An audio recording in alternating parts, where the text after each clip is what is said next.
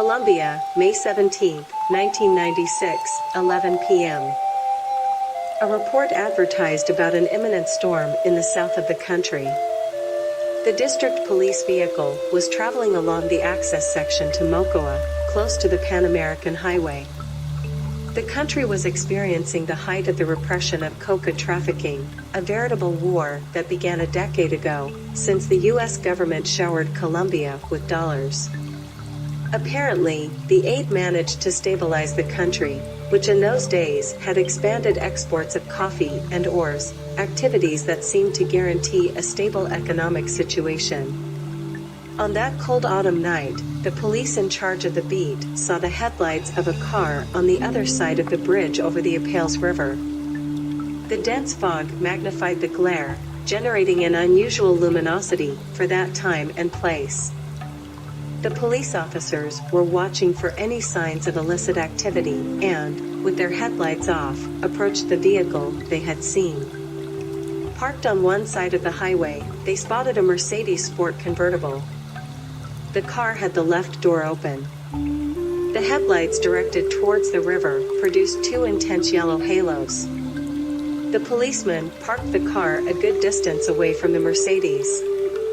Armed, the two began the approach, choosing different routes. They had noticed that the driver's position was unoccupied. In the back seat, however, lay a man. He was wrapped in a blanket and had apparently been shot in the head. The blanket, as well as the man's face, were completely bloodied and composed a scene of terror. Ramirez, the older officer, touching the side of the victim's throat with his fingers, found that there was still a pulse. The man still lived. Then, carefully, they looked for straps and a thermal blanket in the vehicle and better accommodated the victim, keeping him in the seat where he had been found. The bloody blanket was deposited in the trunk of the Mercedes.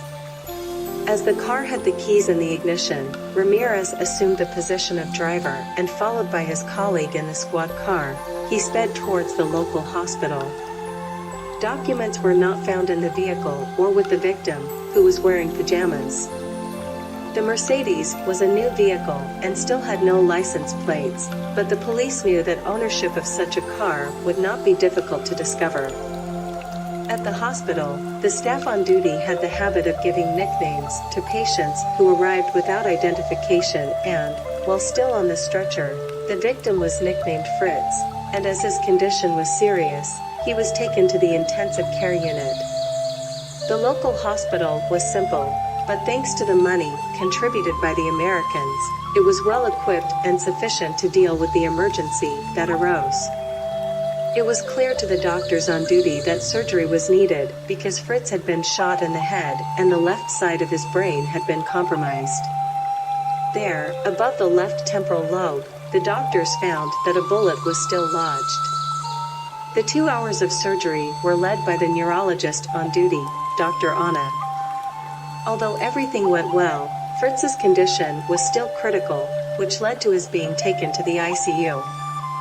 For the doctor, there would be considerable brain damage, mainly affecting the patient's memory and speech.